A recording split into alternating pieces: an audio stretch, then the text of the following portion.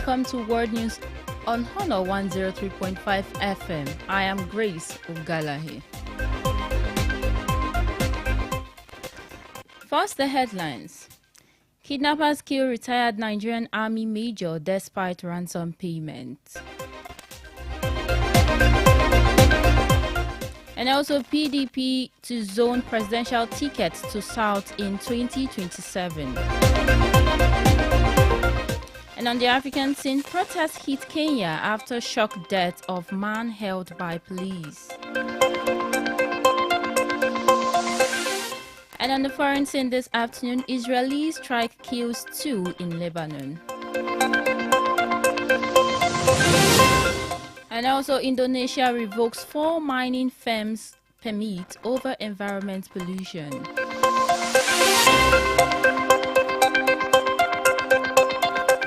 And in business, Nigeria misses out on $4 million World Bank fund due to audit failure.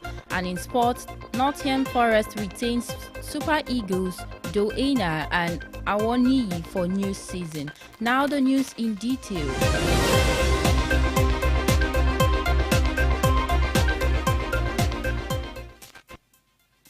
A retired Nigerian Army Major, Joe Ajayi, has died in the hands of kidnappers in Kogi State.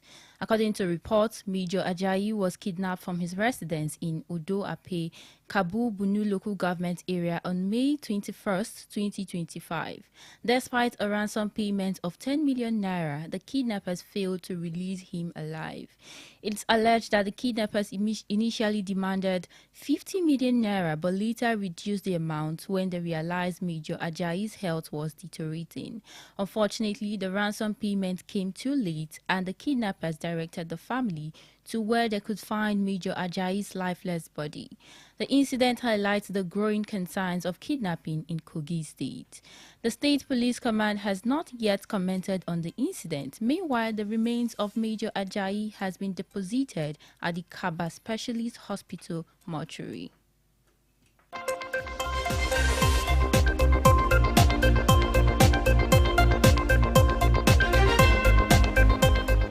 Still on the national scene, the People's Democratic Party (PDP) has resolved to zone its presidential ticket to the south in the 2027 elections.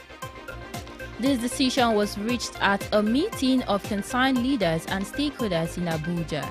According to the FCT Minister Nyesom Wike, the party must respect the judgment of the Supreme Court and hold the principles of fairness and federal character.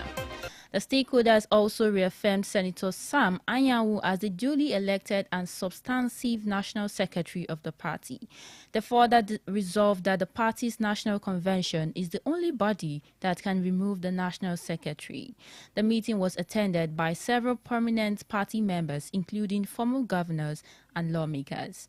The decision to zone the presidential ticket to the south is seen as a move to promote fairness and equity within the party. The PDP has been grappling with internal crisis, and this decision is expected to help resolve some of the issues. The party's National Reconciliation Committee, headed by Senator Bukola Saraki, has been working to resolve the crisis and promote unity within the party.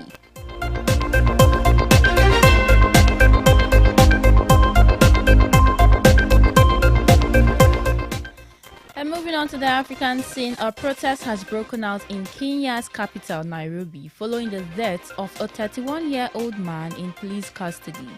Albert Omondi Oja was arrested last Friday over a social media post allegedly critical of the Deputy Inspector General of Police. He was later transferred to Nairobi and booked into the Central Police Station, where he was found unconscious and rushed to the hospital but pronounced dead on arrival. The police claim Onwang sustained head injuries after hitting his head against a cell wall, but the family's lawyer disputes this, citing signs of severe physical trauma, including bruises and swelling on the head, nose, and ears. Kenya's Independent Policing Oversight Authority has launched an inquiry into his death, and the senior officers at the Central Police Station have been suspended pending the outcome of the investigation. Dozens of activists protested outside the Nairobi City mortuary where his body is being held and later marched to the Central Police Station chanting. The incident has sparked outrage in Kenya, with concerns growing over the treatment of government critics.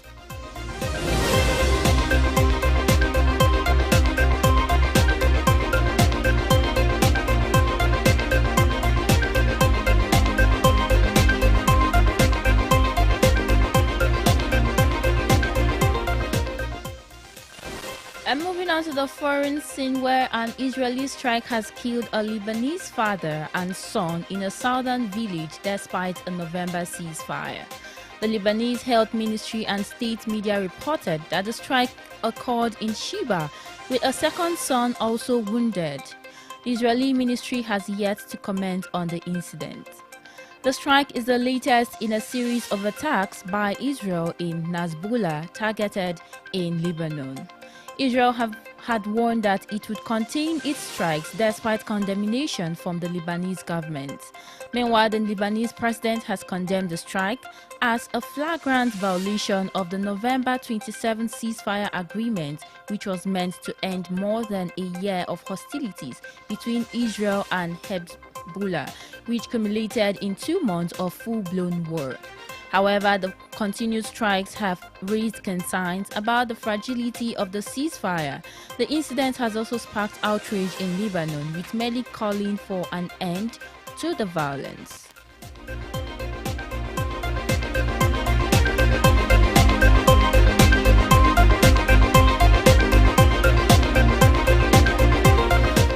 Still on the foreign scene, Indonesia has revoked permits of 4 out of 5 mining companies operating in the eastern archipelago of Raja Ampat. This decision comes after activists shared videos showcasing the environmental damage caused by nickel extraction on the island. President Prabowo Subianto made the decision after a national television in Indonesia published videos highlighting the destruction caused by nickel mining projects, which triggered over 15 million views on social media.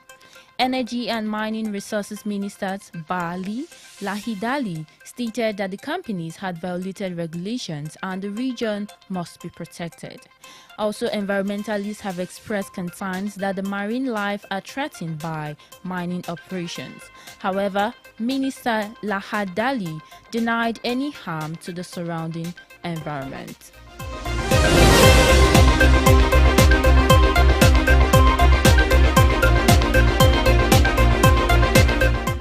You're still on to the world news on Honor 103.5 FM. Now to the business news.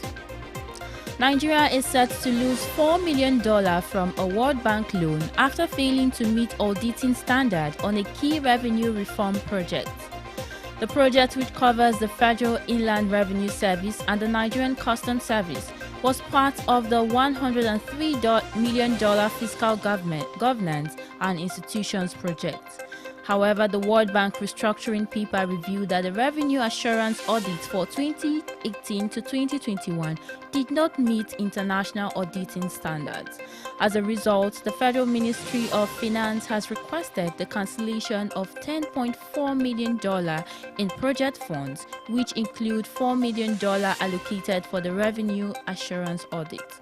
The ministry also cited uncompleted projects, including the revenue assurance and bidding system and the development of a national budget portal.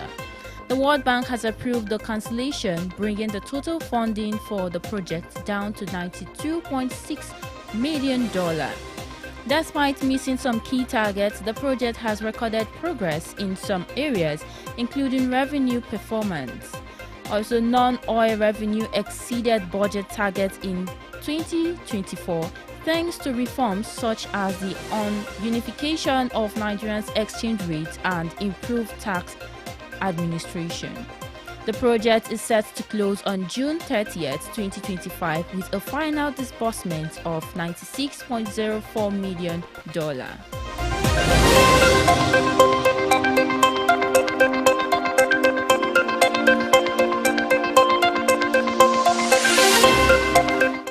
Finally, in sport, Nottingham's Forest have confirmed that Nigerian players Ola Aina and Taiwo Awoniyi will remain in the club next season. The decision was announced as part of the team's retained list, which also saw the departure of defender Harry Tafolo and return of Alex Moreno to Aston Villa. Aina and Awoniyi were among several senior players listed as under contract for the 2025-2026 campaign. Aina, who joined Forest in July 2023, had a standout season featuring in 35 Premier League matches and scoring twice.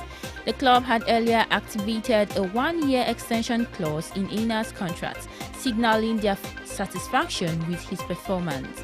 Awoniyi, on the other hand, endured a tough season limited to just 893 minutes of Premier League action due to injury and form issues. Despite uncertainty around his long-term role at the club, Forest opted to retain Awoniyi, who has been recovering from a severe abdominal injury.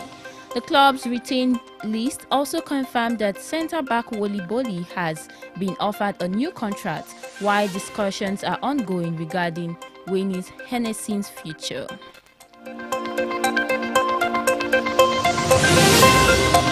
And that will be all on the world news. But before we go, let's have a recap of the major headlines.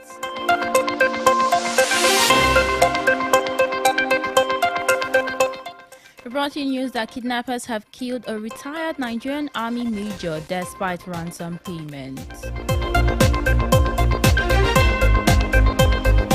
And also PDP presidential ticket to South in 2027.